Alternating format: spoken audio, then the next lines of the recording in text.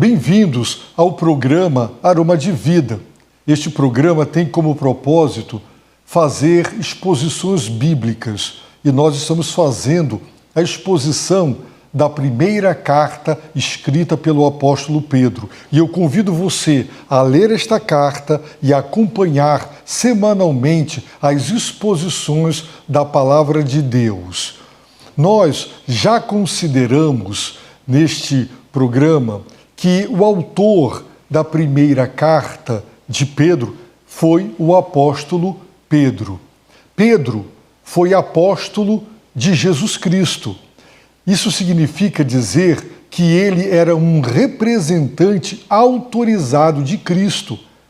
Então, logo no início da carta, Pedro se apresenta como alguém que representa Jesus Cristo, como alguém que é autorizado por ele.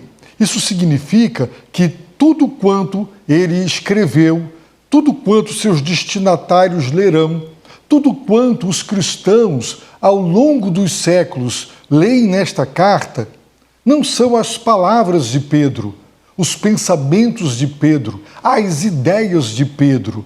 Pedro, por ser apóstolo, ele tem autoridade não só para pregar a própria palavra de Deus, mas também para escrever a palavra de Deus. Assim, os cristãos para os quais ele escreve e as igrejas espalhadas em 5 grandes regiões da Ásia Menor, atual Turquia, tinham a plena certeza de que tinham nas suas mãos a própria palavra de Deus através da instrumentalidade de Pedro, porque além de discípulo, ele foi escolhido por Jesus para ser seu apóstolo.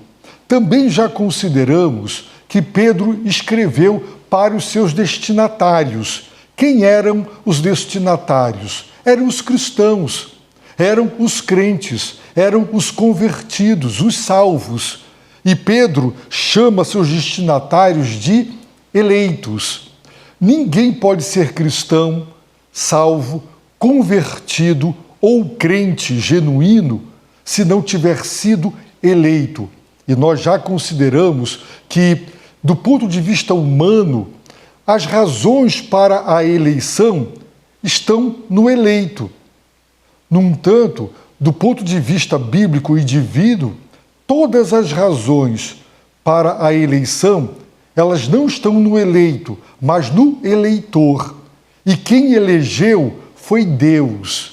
Portanto, Pedro chama os seus destinatários de eleitos. Eleitos peregrinos, por quê? Porque esta era, esta criação, esta terra não é o destino último.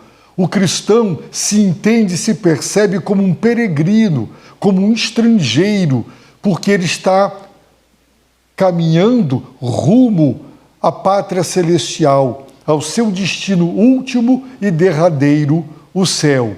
E os eleitos peregrinos da dispersão, porque eles estavam espalhados por toda a face da terra. E hoje, muito mais, em todos os continentes, o evangelho chegou e os cristãos estão espalhados.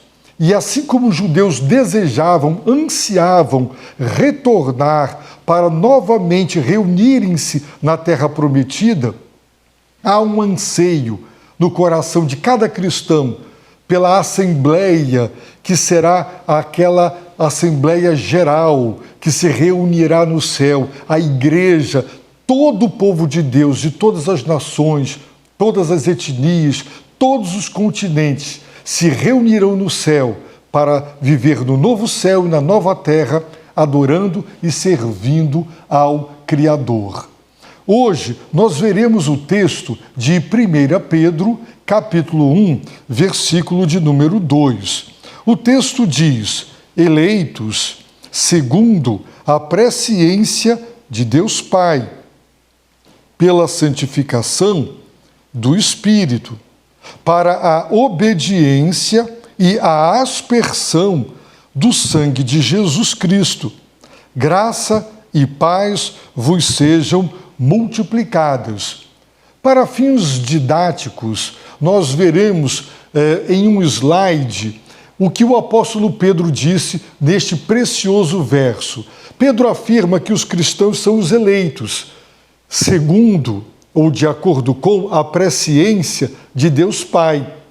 Eles são eleitos pela santificação do Espírito. Eles são eleitos para a obediência e a aspersão do sangue de Jesus Cristo.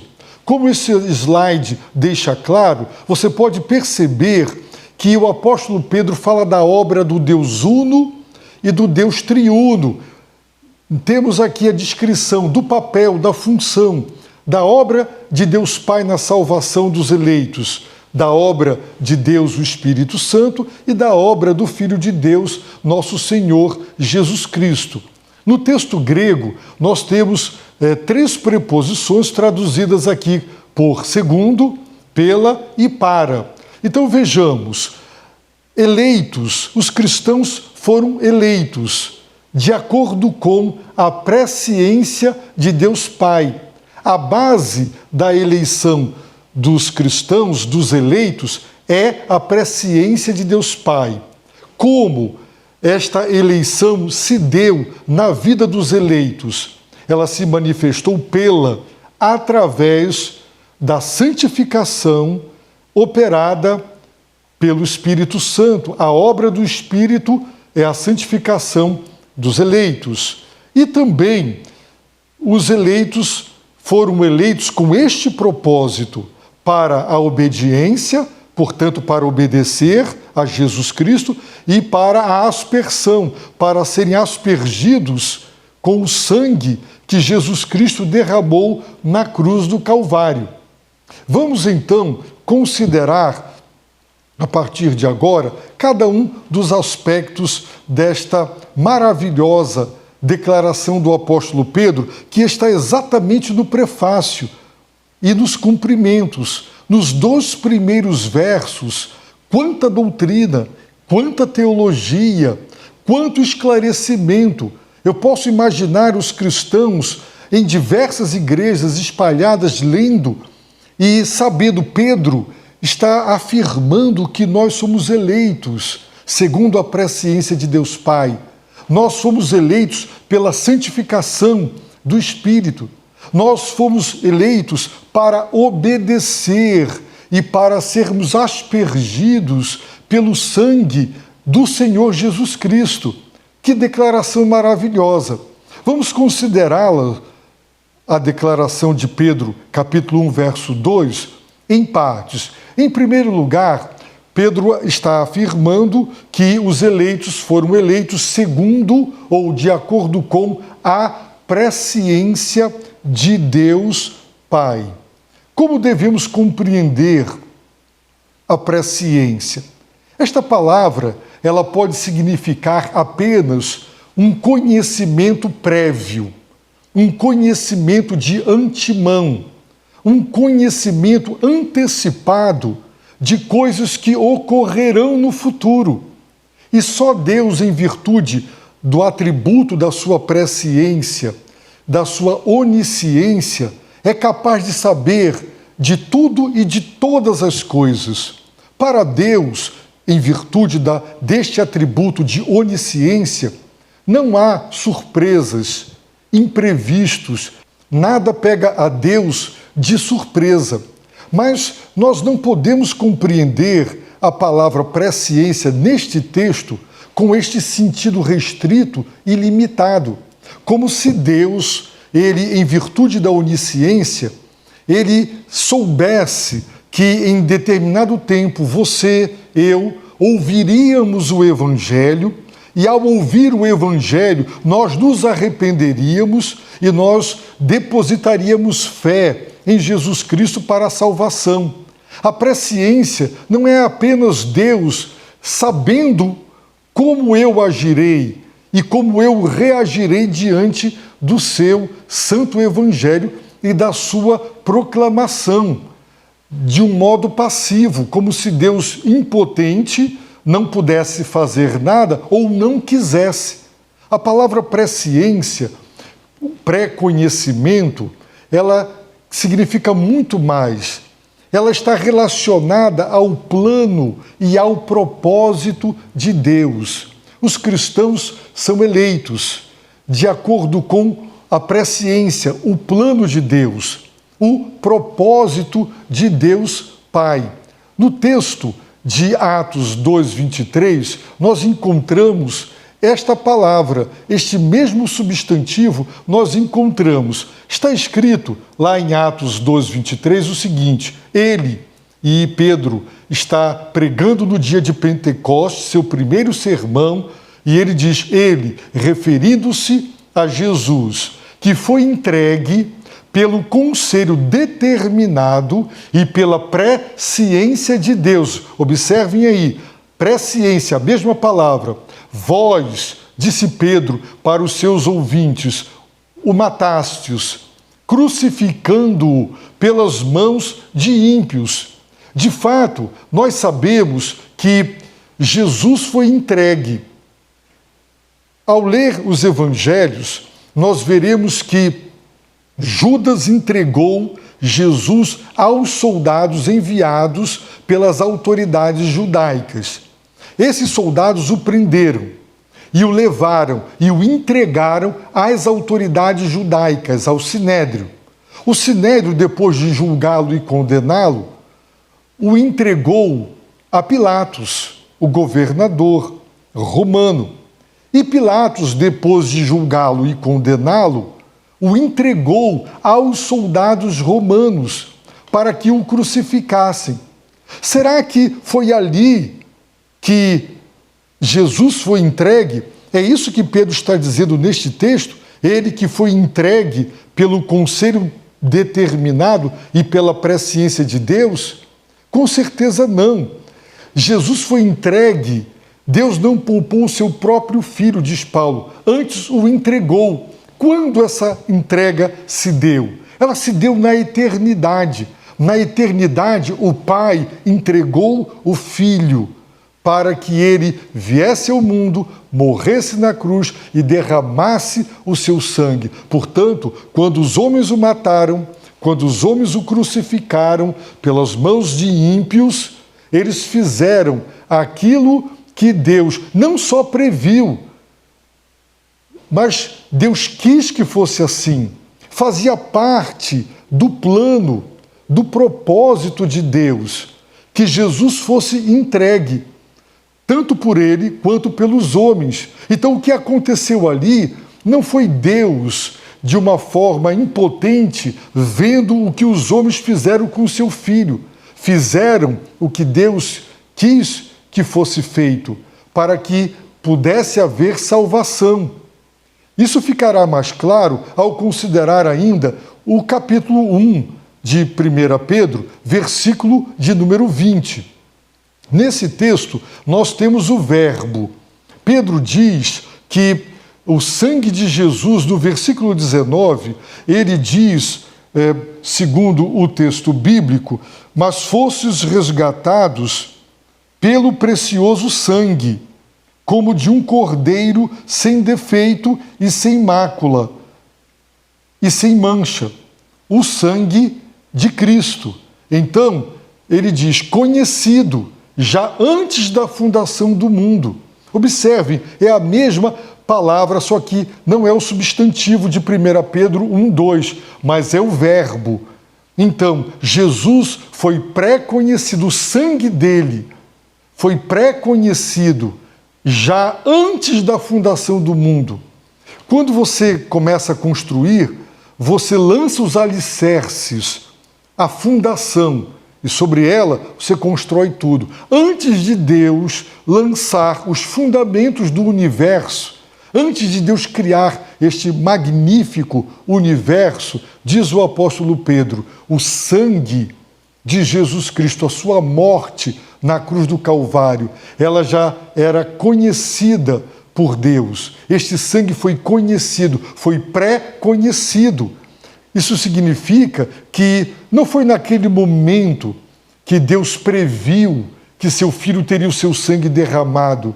Houve uma decisão no conselho da Trindade, da triunidade divina, Deus o Pai, Deus o Filho, Deus o Espírito Santo, o papel de Deus foi enviar o seu Filho, e o papel do Filho foi encarnar-se, vir para morrer. Então, antes da queda, antes da criação do mundo, Deus já sabia, e Deus não só pré-conhecia, mas Deus quis que fosse assim. Fazia parte do plano dele, do propósito dele, salvar a humanidade através do sangue derramado do seu Filho. Portanto, quando Pedro diz eleitos segundo, de acordo com a presciência de Deus Pai, que é a base da eleição, nós não devemos interpretar apenas como de acordo com o conhecimento prévio, antecipado, de antemão, que Deus teve dos fatos futuros, sem nada fazer por impotência ou sem nada fazer por não querer. A presciência deve ser entendida como o propósito de Deus, o plano de Deus. Assim, eleitos, os cristãos foram eleitos de acordo com o plano, de acordo com o propósito, de acordo com a presciência de Deus Pai. Pedro também chama, neste texto que estamos considerando, Deus de Pai. E Ele é o Pai de Jesus Cristo. Jesus é o Filho de Deus. E quem somos nós? Nós, os cristãos, os eleitos dispersos, os eleitos peregrinos, de acordo com a presciência de Deus Pai, eles foram regenerados. Em 1 Pedro, capítulo 1, verso 3, Pedro diz: bendito seja o Deus e Pai de nosso Senhor Jesus Cristo, deixando claro, portanto, que Ele é o Pai e Jesus Cristo é o Filho. E o que foi que Ele fez? Ele nos regenerou, Ele nos fez nascer de novo, Ele nos fez seus filhos. Portanto, nós somos filhos de Deus e Ele nos regenerou para uma viva esperança, segundo a sua grande misericórdia, pela ressurreição de Jesus Cristo dentre os mortos. Lemos em 1 Pedro, capítulo 1, verso 14, o seguinte: como filhos obedientes, diz o apóstolo Pedro, não vos amoldeis aos desejos que tinhais em tempos passados na vossa ignorância.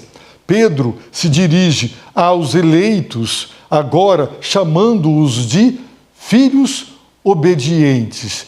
E eles são filhos porque eles nasceram de Deus, eles foram regenerados, nasceram do alto, nasceram de novo. Então, a primeira declaração que nós temos a respeito dos eleitos é: eleitos segundo a presciência de Deus Pai. Deus é o Criador de todas as criaturas, mas Ele é o Pai daqueles que Ele regenerou. Aqueles que Ele regenerou são aqueles que Ele elegeu. Foi aqueles por quem Cristo morreu e derramou o seu sangue. Pedro também nos diz que os eleitos, eles são eleitos pela santificação do Espírito. E agora ele está falando do papel, da obra do Espírito Santo, a obra santificadora. Santificar significa separar, colocar à parte. Foi o Espírito Santo de Deus quem nos santificou, quem nos separou do pecado, de uma vida de insubmissão, de desobediência a Deus. Foi o Espírito Santo quem nos separou deste mundo caído, pervertido e rebelde contra Deus. Foi o Espírito Santo quem nos separou e nos tirou, de acordo com o ensino bíblico, do poder de Satanás. Essa é a obra santificadora. No entanto, é preciso compreender que a palavra santificar na Bíblia, temos no Novo Testamento dois sentidos. O primeiro deles refere-se àquela obra inicial, que ocorre no momento da conversão. No momento em que uma pessoa ouve o Evangelho, ela se arrepende e crê, ela é regenerada e se converte, ali ela é santificada. Por isso, o seu status, a sua posição é santo. É por essa razão que os escritores bíblicos escrevem suas cartas para os santos. Os cristãos são santos. A Bíblia não ensina que as pessoas devem viver vidas santas para que elas se tornem santas. Mas porque elas são santas, elas devem viver vidas santas. E os cristãos são santos pela obra santificadora do Espírito Santo. Vejamos alguns textos que deixam isso claro, essa obra inicial santificadora do Espírito. Em Atos, capítulo 26, verso 14, Jesus falou para Paulo que ele o enviava aos gentios. Com que propósito? Para lhes abrir os olhos, a fim de que se convertam das trevas para a luz e do poder de Satanás para Deus, para que recebam o perdão dos pecados e herança entre os que são santificados pela fé em mim. Quando o Senhor diz entre os que são santificados pela fé em mim, ele está deixando claro que essa obra aconteceu no momento da conversão. Pela fé em Cristo, eles foram santificados. E nós não devemos confundir santificados com o segundo sentido do Novo Testamento, a santificação, que se refere a essa obra de transformação moral do caráter e da conduta, de modo que cada vez mais nós pareçamos menos com nós mesmos pecadores e cada vez mais com o Filho de Deus. Pedro não está se referindo a esta obra da santificação do Espírito, mas a obra primeira, como descrito pelo Senhor Jesus para Paulo, os que são santificados pela fé em mim. Houve uma santificação no momento da conversão. Ele nos separou para si, para pertencermos a Ele e sermos dele. Também nós temos o texto de 1 Coríntios, capítulo 1, verso 2. Paulo escreve à igreja de Deus em Corinto, observem bem, para quem ele escreve? Para a igreja. A igreja é constituída de quem? Aos santificados em Cristo Jesus. É a obra de santificação pela fé em Cristo que o Espírito Santo opera. Agora observe, chamados para serem santos. Os cristãos são santos porque foram santificados, separados, e eles foram chamados, essa é a sua vocação.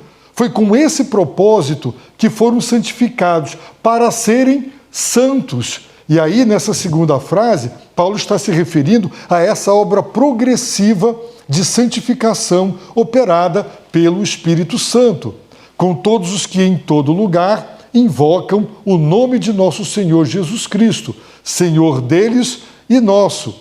No texto de 1 Coríntios, capítulo 6, verso 11, Paulo está dizendo o que os coríntios eram antes da regeneração e da conversão.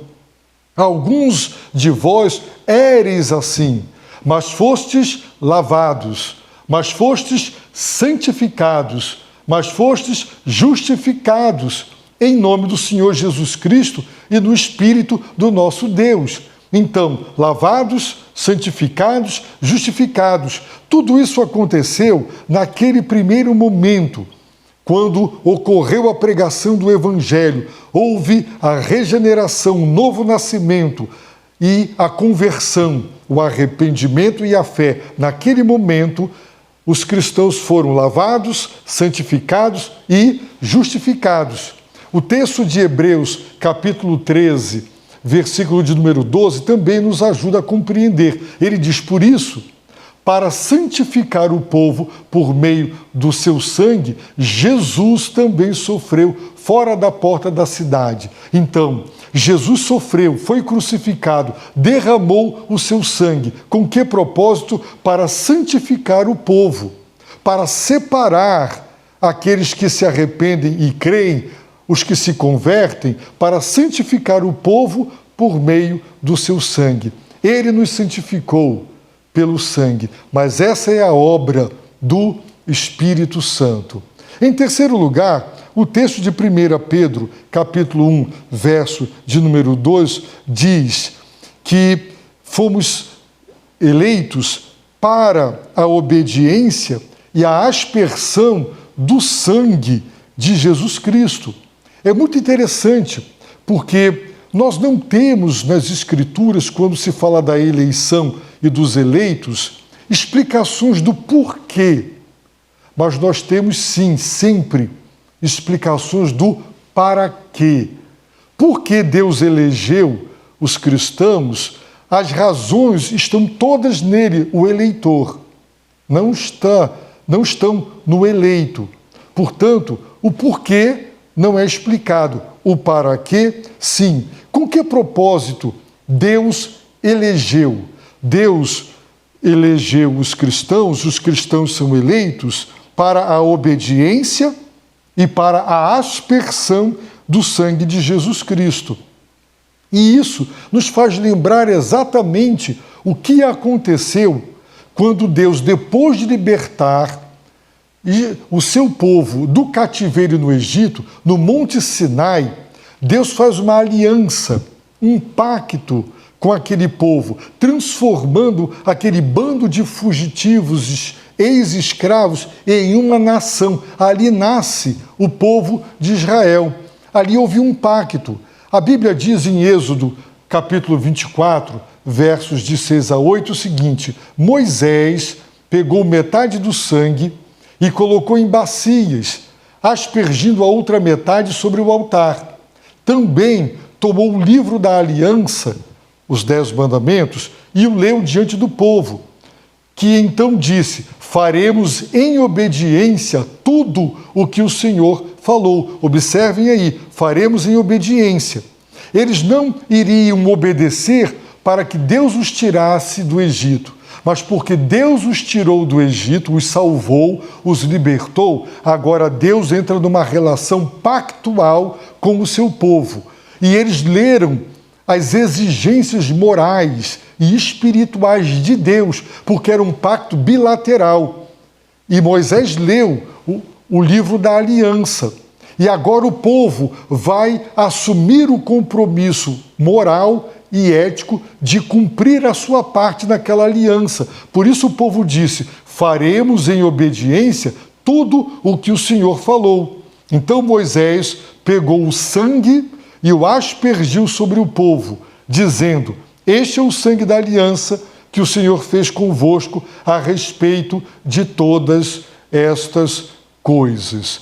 Observem a sequência: obediência e a aspersão. Moisés pegou o sangue e aspergiu sobre o povo. Pedro está dizendo que os cristãos são eleitos para a obediência e para a aspersão, dizendo que esta eleição foi para que os cristãos entrassem numa relação pactual com Deus. Mas a primeira aliança com Israel foi ratificada, endossada, selada com o sangue de animais. Mas a nova aliança, o Novo Testamento, não. Ele foi endossado, selado e ratificado com o sangue de Jesus Cristo. E esta nova aliança está prometida no Antigo Testamento. Em Jeremias, capítulo 31, está escrito: dias virão, diz o Senhor, em que farei uma nova aliança com a casa de Israel e com a casa de Judá. Ela não será como a aliança que fiz com seus pais, quando os peguei pela mão para tirá-los da terra do Egito, pois eles quebraram a minha aliança, mesmo sendo eu o Senhor deles, diz o Senhor. Mas esta é a aliança que farei com a casa de Israel depois daqueles dias, diz o Senhor. Porei a minha lei na sua mente e a escreverei no seu coração. Eu serei o seu Deus e eles serão o meu povo. O Israel de Deus hoje não é mais a nação de Israel, o Israel étnico, é a igreja. Nesta carta, Pedro atribuirá todos os títulos do povo de Israel para a igreja. Portanto, havia uma promessa de uma nova aliança. Aquela aliança de Êxodo que acabamos de ler foi quebrada e Deus prometeu fazer uma nova aliança. E é justamente isso o que podemos ler em Marcos capítulo 14, versículo de número 24. O Senhor Jesus disse por ocasião da ceia, e disse-lhes: isto é o meu sangue, o sangue da aliança, derramado em favor de muitos. Jesus derramou o seu sangue para aspergir sobre aqueles que se arrependerem e crerem. É o sangue da aliança, da nova aliança. E o mesmo raciocínio o apóstolo Paulo faz na sua primeira carta aos Coríntios, capítulo 11, versículo 25, ele diz: do mesmo modo, depois de comer, tomou o cálice, ele está se referindo a Jesus, dizendo: este cálice é a nova aliança do meu sangue. Fazei isso todas as vezes que o beberdes em memória de mim. Portanto, a nova aliança foi do sangue de Cristo, selada, ratificada, endossada com o sangue do Filho de Deus, que se encarnou e morreu na cruz para a nossa salvação. Assim, quem são os cristãos?